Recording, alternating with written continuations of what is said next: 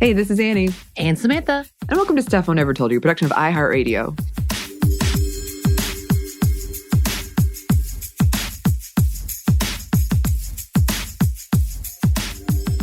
And welcome to another edition of our subset series. Sure. Of us watching Sex in the City and live reacting so Anney can enjoy for the first time while I enjoy from her perspective of Sex in the City. Yes. Season 1. We're only on season 1, y'all. Yes, but we are on episode 6. Good news. Yeah, so only, 88 episodes left to go more. in some movies. And then we're going to backtrack because I had to explain so many things that was related to the Offset series of And Just Like That from Max original, but I'm really excited to be able to point out this is this. So we are going to do all of that, but in tradition of watching this and Anney being a new virgin to these episodes. That's right. A new virgin, is that redundant? A new virgin. Yeah, I guess it's a little bit redundant. Can you do a recap of what has happened thus far? I know. I'm testing you real hard. Okay. I like a test. All right. So far they've talked about singlehood versus married women, single women versus married women. They've talked about dating 20-something-year-olds. Yes. And Timothy Oliphant showed up and he had R2-D2 in his room. Point that out. That's the most important thing. It's true. We have been introduced to Big. There have been many already going out a nights and I think we had some models in here. Models, that's right. That's right. Mm-hmm. So, okay. All right. And also, just so you know, this is our happy hour segment. And so, therefore, we are sipping because it is not quite noon where we are sitting. Yeah. But because it's Sex in the City, we were like, mimosas. So, last time I think we did, And Just Like That, and a couple of episodes, we did the Cosmos. We did. But today, we're hitting it up with mimosas. Cheers. Cheers. And that is the orange juice champagne combo. Mm-hmm. I made yours a little stronger than mine because Anney can handle it. I cannot. I will fall asleep with champagne, but I still love it. Yeah, champagne's delicious. But if you are drinking, drink responsibly. If you're not, whatever you're doing, do it responsibly. Yes. Okay, so the title of this episode, episode 6, is called Secret Sex. Oh, dear. Anney, can you give us a predictor of what you think will happen? Oh, I failed the last one, too. I remember now. You did. The female sex, okay. Yeah. Secret sex. You're having sex with somebody that you don't want other people to know that you're having sex with that person. Now, who do I think it is? Yes, who do you think it is? Oh, I think it's probably Carrie. I don't know who. Well, maybe Miranda. That's also been fun because I've watched And Just Like That. So now I'm the threads of the future haven't been laid out yet, but I know that they will be. It's coming. Right, exactly. Yeah. I will say it does make me sad because we know with the allegations with Chris Noth, that definitely makes me have a different point of view. And unfortunately, I didn't realize that these allegations had been existing. One of his ex-wives has been shouting it from the rooftops and is now feeling validated because people are coming out. And I'm so sorry to the victims and the survivors that we were not aware and that we are here. But it's one of those, we've talked about this, when something is ruined by the actual people, how do we move on? Do we move on? What do we do? Mm-hmm. I mean, Harry Potter's that highlight of that series. I'm I don't want to give more money, but she's getting all the money. Mm-hmm. But she has really hateful rhetoric, and I don't want that in my life. But whatever. That's a whole, we talked about it before. We'll probably come back to it, but because Chris Noth is very heavily involved in Sex in the City. We do know that. As well as the death of Stanford Blatch, the character. We love him. And I still feel some type of way about all that. And then the downfall of the relationship, whatever it was, whoever had whatever the problem actually was, it does bring some downers to it. Sure. But that's okay, because we're not necessarily celebrating the individuals. We're celebrating the characters. Mm-hmm. And that's where we're going. Yes. So, Anney, are you ready? Oh, I'm ready. Here we go. Okay.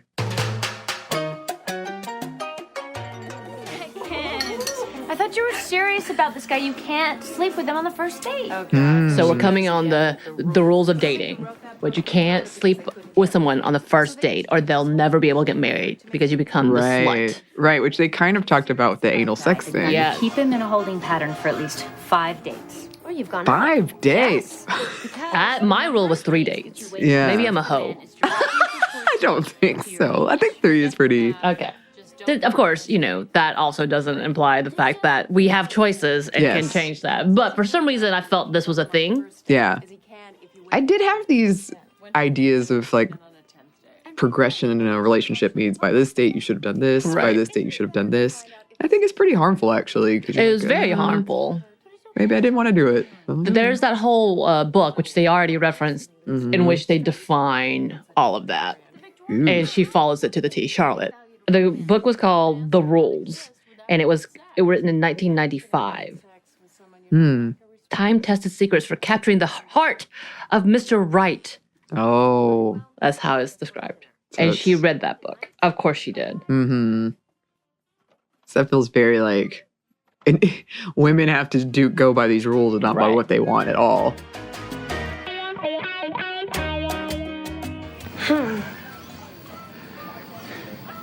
Awkward moment. Hi, I'm Carrie Bradshaw. Have you done that? Friend of Mike's. What?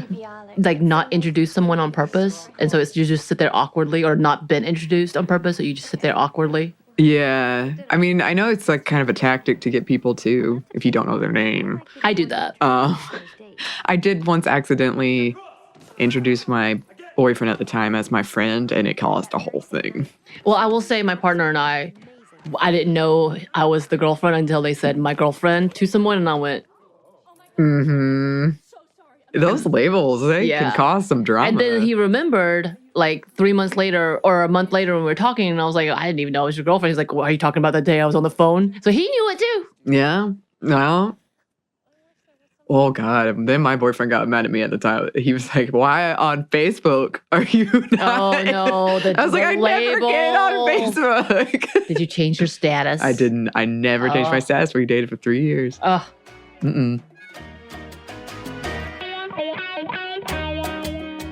So what's the problem? Look, she's not beautiful. And we don't have a lot in common. Okay, so he's saying he doesn't see himself with her forever, Mike, the friend. And the reason he keeps her a secret because she's not beautiful. Oh. Even though everything else about her is perfect. Oh. What a dick. Yeah. People are gonna think.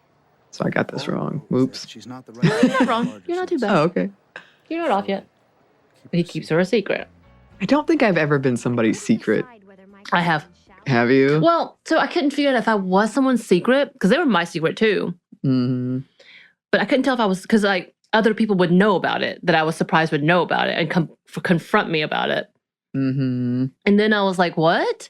But then it became like, but it was like, we would not see each other often. It'd be like every few months, every couple of months when we were like both single and nothing was happening. So we're like, hey, let's hook up. And then I found out like he had told some people, and then they were like, why don't you try it bigger? And so we were both very off in our conversations. Like when we would be ready, when we wouldn't be ready. So we would keep each other's secrets in between times. Also, some of my friends really hated him. So. Oh, yeah. That's a whole thing. Yeah. That is a whole thing.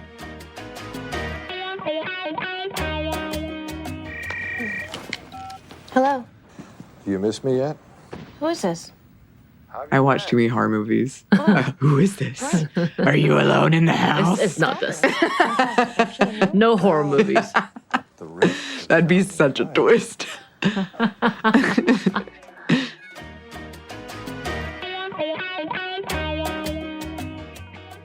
haven't been able to stop thinking about you. I adore Trite. At least he called her back. That's that other rule. Wait a few days. Oh my gosh, yeah, I forgot about that rule. You don't immediately call. Yeah. Wait 2 to 3 days. Skip the movie. Yeah. And you can't call him. He has to call you. Yes. What a relief. I had just escaped the sex on the first date curse. Sex on the first date curse. Wow.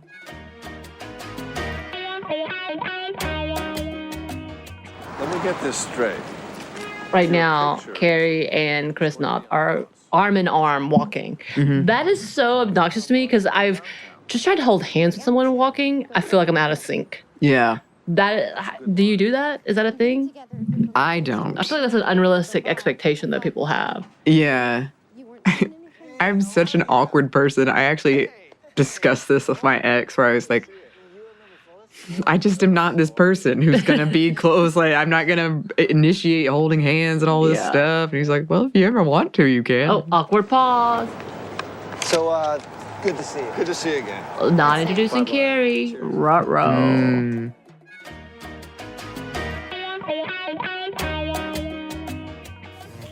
Miranda waited for the deadbolt to drop and then used the opportunity Do you to snoop ransack at new Ted's people's apartment and apartments? look for pictures of old No, girlfriends.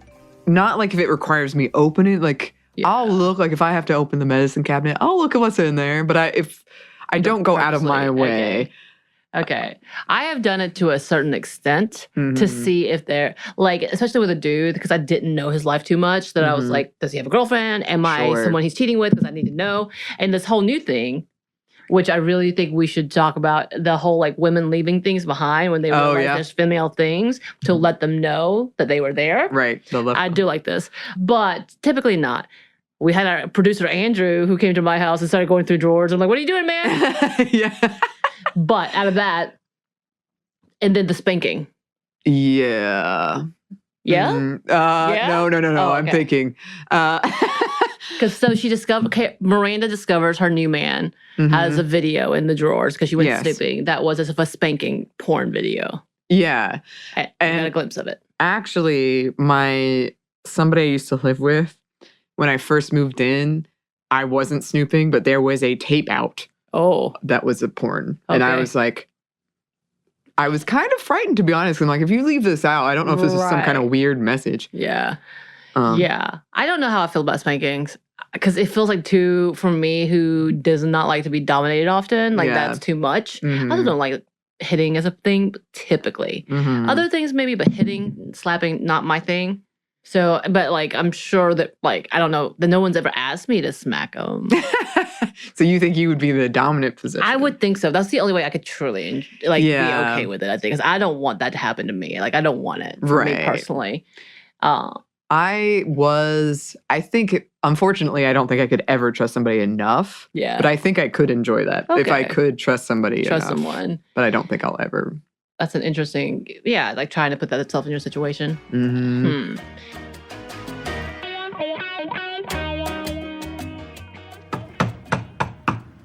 And now we have a kind of tipsy Carrie approaching big. I just came here to tell you that if you're embarrassed or ashamed to be involved with me in any way, that we can no longer see each other.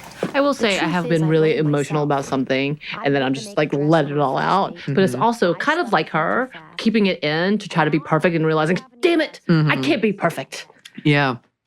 I had that literal fight with my ex, and it was probably the death knell in our relationship, to be honest. But we were at a brewery here, and it just like came out of me out of nowhere, where I was like, I cannot be this person anymore, where I'm pretending to be okay, because I'm not. He was like, oh my God, let's go. Let's not have this fight in front of a bunch of people. Yep.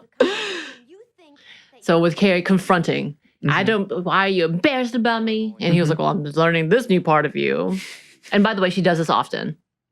Which is talking about an unhealthy coping mechanism. Keeping it in, trying to be perfect, then losing it. Yep. Which I've done. Me too. I've done it. I will build things up and I'll be like, okay, I'm done. But typically, I am also one of those that my buttons can't be pushed too much. But if you start pushing it and it starts pushing in the same ones, then I'm going to lose it. Yeah. So he explains everything. He didn't know the dude's name, so he was more about embarrassed about not knowing the dude's name. And the favorite Chinese food. And he's okay with having sex on the first date. And then saying, so this is real? Yes. I like that conversation. I've actually had to have this conversation with a friend of mine once where she was like, are you mad at me? And she was explaining why she thought I was mad at her. And I was like, oh, no, that was literally like just all me stuff. Like that had nothing to do with you. And I'm sorry. Apparently, I hate this, but people with high empathy feel that. Also, high narcissism. I don't know which one's one and the same, but being like, is this about me? Is this about me? But for someone who feels like your tension, they think, oh my God, is it me? Are you mad at me? What's happening? And then they're fearful of that. And it's according to how they react. Empathetic people who are going to be more likely to feel bad and sorry and try to make it up to you and fix it. Narcissistic people are going to get mad and turn it around on you. Sure. Yeah. I mean, in this case, like, I see why she thought that, but it was completely just me being stressed, to be honest. Like, just stressed. Yeah.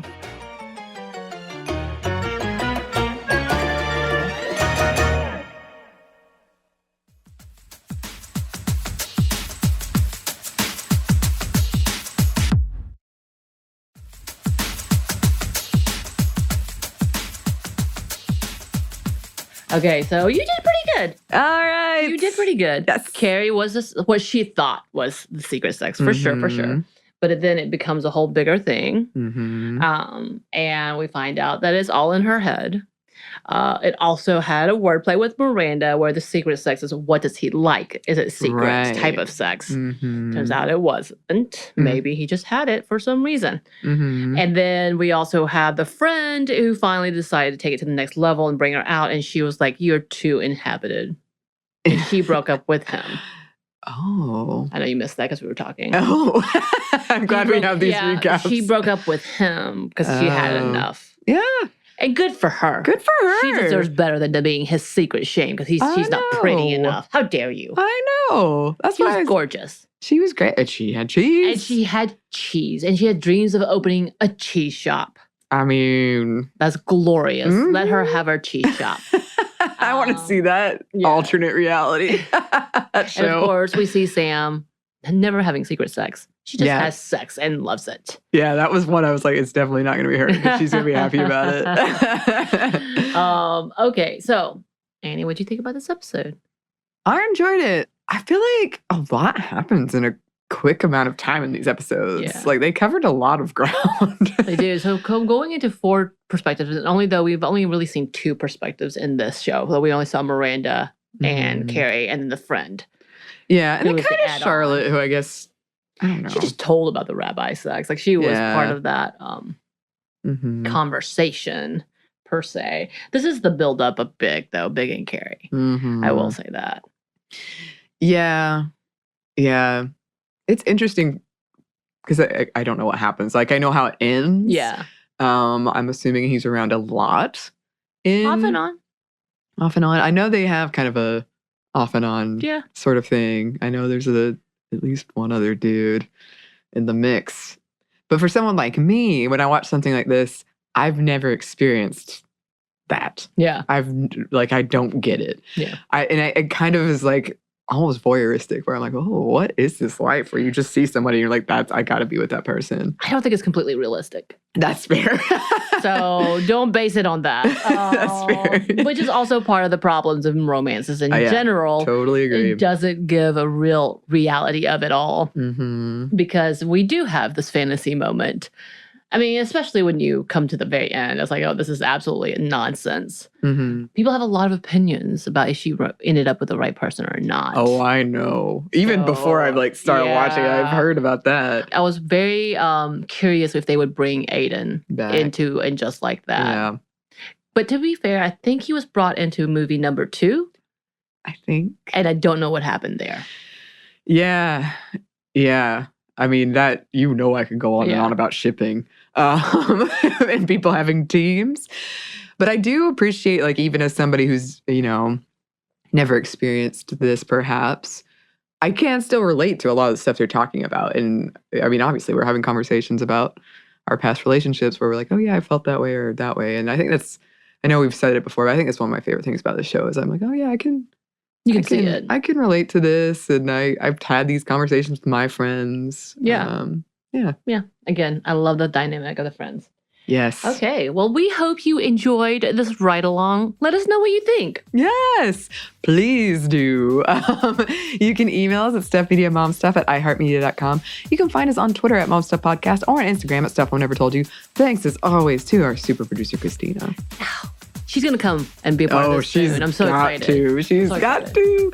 And thanks to you for listening. Stuff I Never Told You is a production of iHeartRadio. For more podcasts from iHeartRadio, visit the iHeartRadio app, Apple Podcasts, or wherever you listen to your favorite shows.